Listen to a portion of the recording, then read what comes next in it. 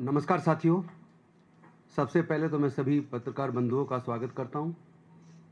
आज एक बहुत महत्वपूर्ण मुद्दे पर हम लोगों ने आप सबको बुलाया है। आप देख रहे हैं कि 2014 से एक नए तरह के भारत का उदय हुआ।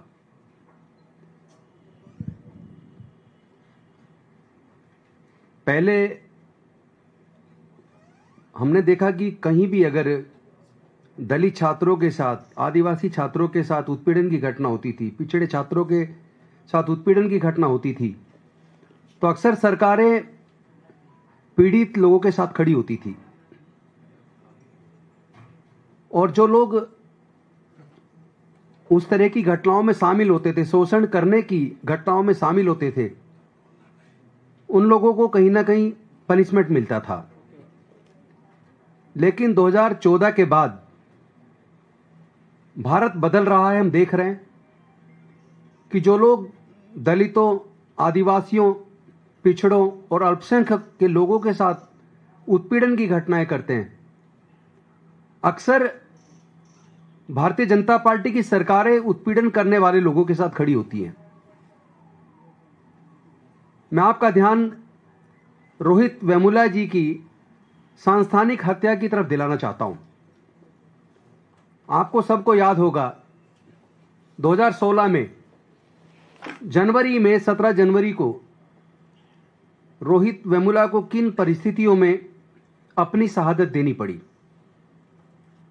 आपको सबको याद होगा 7 महीने तक उनका स्टाइपेंड रोके रखा। खर्चे के लिए जो मां ने कर्जा लिया था, एक तरफ कर्जे का बोझ और दूसरी तरफ 7 महीने तक सरकार के द्वारा, यूनिवर्सिटी प्रशासन के द्वारा उनका स्टाइपेंड रोक लिया गया। उनको नाना प्रकार से छात्रों को प्रताड़ित किया गया। अंबेडकर स्टूडेंट एसोसिएशन ने इस तरह के मुद्दे, जो उत्पीड़न के मुद्दे थे यूनिवर्सिटी के अंदर, हैदराबाद यूनिवर्सिटी, सेंट्रल यूनिवर्सिटी के अंदर, उन मुद्दों को उठाया। और वहां आपको याद होगा जिस तरह के कमेंट उनके खिलाफ किए, जिस तरह की कार्रवाई उनके खिलाफ हुई, उसमें एन सुशील कुमार को उन्होंने माफी मांगने के लिए कहा कि आपने जो गलत रिमार्क्स किए उसके लिए आप लिखित में माफी मांगें। लेकिन माफी मांगने की बजाय एन सुशील कुमार ने उल्टा उनके खिलाफ झूठा एफआईआर कराया और पॉलिटिकल लोगों को इन्वॉल्व करके भारतीय जनता पार्टी के वरिष्ठ नेताओं की मदद लेके, और उस मदद में आप देखेंगे कि उनके खुद के भाई भारतीय जनता युवा मोर्चा के प्रेसिडेंट थे, उनके एक चाचा रंगारेड्डी जिले के बीजेपी के नेता थे, और वहां जो एमएलसी थे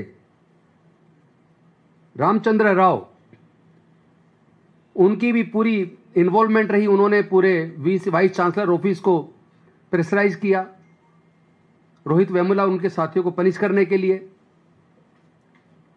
और वहां से सिकंदराबाद से जो सांसद थे, union labour minister Bandaru Dattatreya, उन्होंने और स्मृति ईरानी जी जो एजुकेशन मिनिस्टर थी, उन लोगों ने मिलके यूनिवर्सिटी प्रशासन को रोहित वेमुला उनके साथियों को पनिश करने के लिए मजबूर किया। पूरा का पूरा शासन, यूनिवर्सिटी का प्रशासन भी और केंद्र की सरकार, भारतीय जनता पार्टी डायरेक्ट इसमें इन्वॉल्व रही।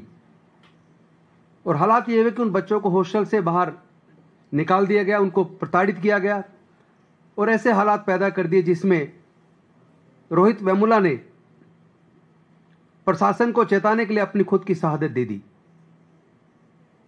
लेकिन दुखद यह है कि एक तरफ तभी से कांग्रेस के नेता न्याय योद्धा राहुल गांधी लगातार इस मुद्दे को संसद में भी उठाते रहे, हैदराबाद सेंट्रल यूनिवर्सिटी भी गए, रोहित वेमुला की माताजी से भी मिले, अंबेडकर स्टूडेंट एसोसिएशन के साथ खड़े रहे और देश में जहां जहां भी इस तरह की घटनाएं हुई वहां वहां वो पीड़ित परिवारों के साथ, पीड़ित छात्रों के साथ हमेशा खड़े रहे।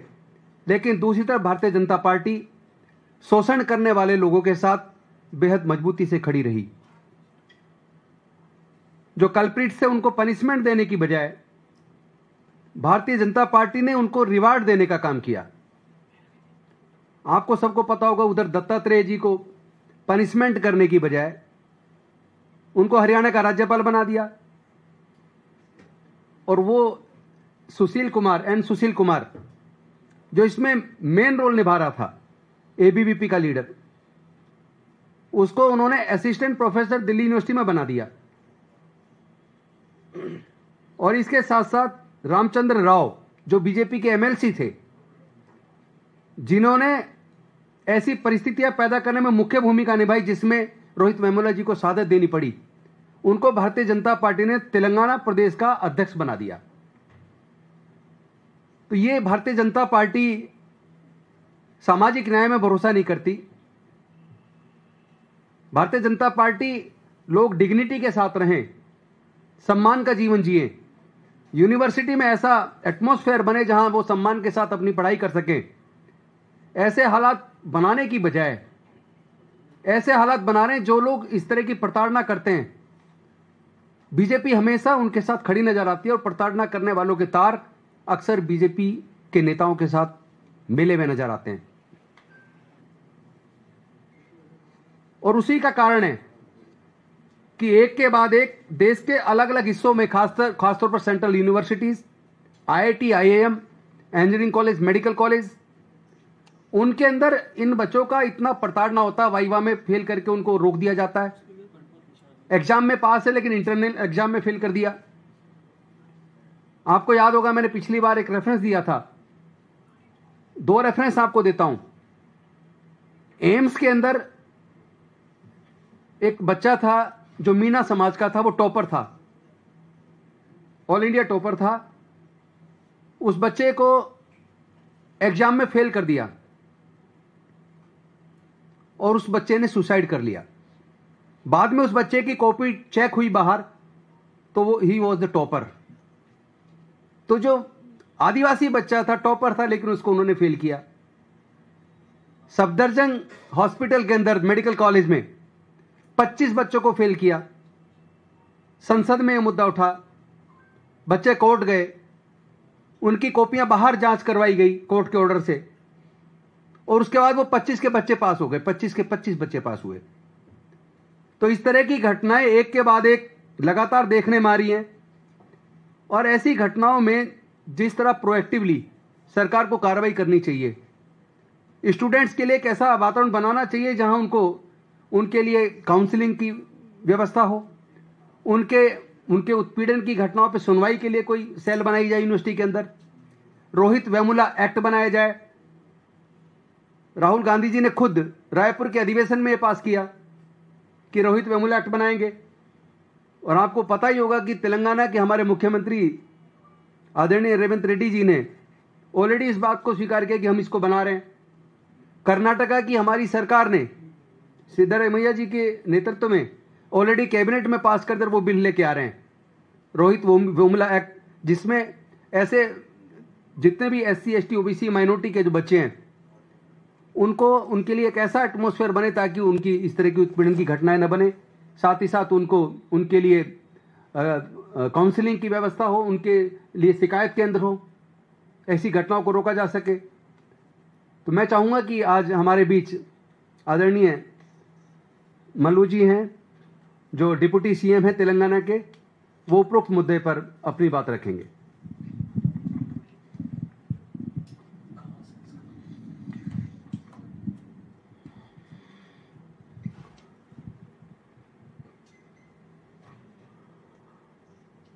Friends, let me introduce myself. I'm Bhatti Vikramarka Mallu, Deputy Chief Minister of Telangana. Today, I have come here to address the case which has really shaken this country. In 2017, when Sri Vemula Rohit Vemula, who committed suicide in University of Hyderabad, and which has really made the entire country to think about it, what is happening in BJP under the BJP ruling.